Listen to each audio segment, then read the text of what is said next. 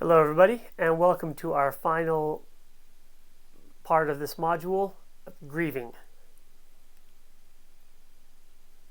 Now, I know what you're thinking. You're like, grieving? What is grieving doing in a nutrition class? I think grieving is an important thing to discuss in geriatrics for the same reason that end of life is. Because it's something that you're going to be seeing and dealing with if you work with geriatric patients. Both the patient, the family, and you and your teammates. There will be people you'll get attached to. I'm not ashamed to say that there have been people that have died and I have gone back to my office and cried about, because you get attached to them. And it's been shown that repeated exposure to patients dying has a detrimental effect on healthcare workers. And so I think it's important to just acknowledge this at the beginning. At the beginning, we're like 3/4 through now. So what we have here is the Kubler-Ross model of grieving. This typically it has 5 stages. This one has 7. There we go. I got look at me. Got my numbers right. Shock and testing have been added to this one, and I think they're valuable. I think those are parts in the grieving process. I'm no therapist or anything. It feels right to me. It should be noted that this was originally proposed as just a linear progression, and you went from one stage to the next, and then after you got to acceptance, and you were done. And now the thinking is more that it's something of a roller coaster. You can go up and down. You can go through. You can skip stages. You can fall back into stages, and each person's journey is their own. So it's probably not accurate to label this directly as what happens, but it's a good descriptor of it. So I'm going to go through the stages very, very quickly here. Maybe, if it will let me go. Fine. So the first stage of grief is shock. And if you've ever lost somebody, you'll know that you kind of just feel numb. You feel numb. It feels like time is frozen. You can't process it. It's not denial, which is the next one. It's like you can't even comprehend the information that they're giving you. The next stage is denial. Denial gives people an emotional space to process this information, and it kind of minimizes them from the emotional trauma. They're often unwilling to discuss what comes next at this point. So, the next stage of grief is anger. Anger is, and I would say anger, if there's any stage of grief that you're going to see in just about everybody, it's anger. Anger is a safe way to release negative emotions. You could also release them by crying, but at a time like this, crying makes you vulnerable. People do not want to feel vulnerable when they're already grieving. So frequently it manifests as anger. Anyone can be a target in this. Staff, including you, a higher power, the patient, the family member, themselves, like they themselves could be the target of the anger, another family member. It's really not about what they're, about the target. It's not about you. It's not about whoever they're yelling at. It's that they have nowhere to release it, and you may have just been in the wrong place at the wrong time. I've had people yell at me during this process, and it's important to try to remember that it's not you. They're not upset. They're not angry at you. They're angry at the situation, and you're just the unfortunate scapegoat. Bargaining. Sometimes it's assigning blame instead of bargaining. But why did this happen? How can we prevent it? Can we stop it? You'll see this for people that are very religious. They'll try to barter with God. Then we move into depression. Depression is not, this is a different kind of depression. Depression here is not a mood disorder. It's not being bummed out. This is the intellectual acceptance of the reality of the situation. They are understanding that this person has died, and they are accepting this as true. It doesn't mean that they're okay. They're far from okay, but it means that they're not denying reality any longer. So the next stage is testing.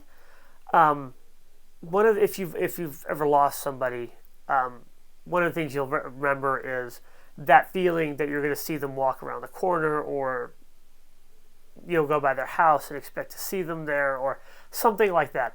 They've been such a part of your life that it's hard to comprehend them not being there anymore. Testing is when you're beginning to look at what will life be like without this person there.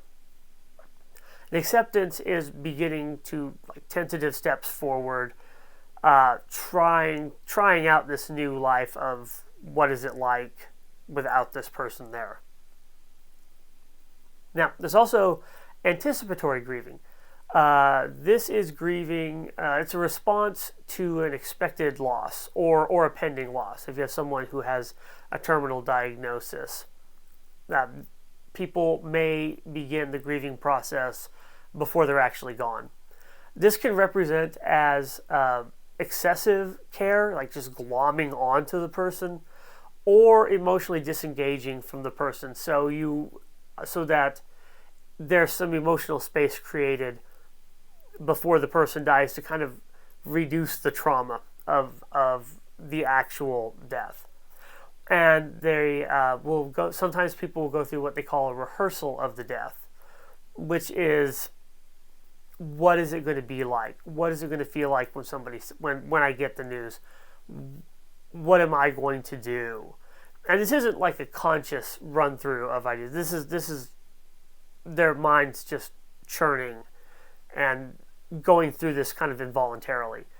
It also is, like I said, that idea of the testing stage where what is life going to be like without this person? They're testing the waters, as it were, early, and trying to imagine a world without this person. Also, anticipatory grieving takes place in what's called self-mourning, which is when a patient receives bad news, to have a terminal illness. They grieve for themselves, and they are trying to imagine what it's going to be like for other people without them. Survivor's guilt or survivor's remorse is, I don't love the term for this. Survivor's guilt's typically more like a person survived when many other people did not, and that person doesn't feel like they should have. In this case, what I'm referring to is a situation, especially for dementia patients, when, if you remember, they start losing their memories, they start losing their connection to reality, they'll start forgetting who people are, they'll stop acting like themselves anymore. And so, in a way, the family has seen this person die already. As far as they are emotionally concerned, this person is gone. They have been for some time. So what you see is one of two things sometimes happens, which is either, instead of feeling sad, they feel relieved. They're relieved that this person's not going through it anymore. They're relieved that the whole ordeal is over with, and that causes them to feel guilt. They also will sometimes feel, because they've gone through the mourning process already, that they're done, or at least they're farther along.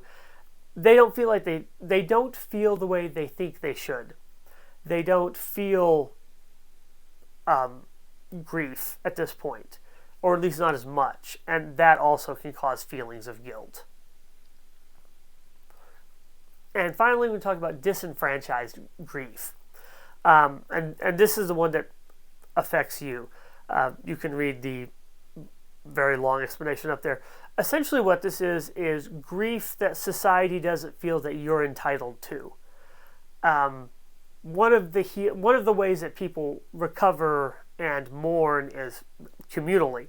Their family and their friends, and society doesn't recognize that you as a caregiver have a right to grieve this loss. But remember that that exposure to a lot of death and seeing patients die is extremely hard on caregivers, and it's the number one cause of burnout for caregivers, and we've seen this a lot lately. The most important thing is to, one, share with other people, with your coworkers, what's going on. Share stories about this person. You've suffered a loss also. Take care of yourself. I don't think people say that to healthcare workers often, but I think it's important to take that into account, that you will see people die, you will be affected by it, and you need to take some time to process that for yourself as well. Whew. Okay, guys, that's done. We're done with death and dementia.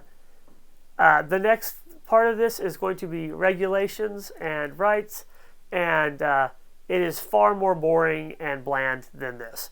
So it will be an emotional relief for everybody. You guys have a good one. I'll talk to you later.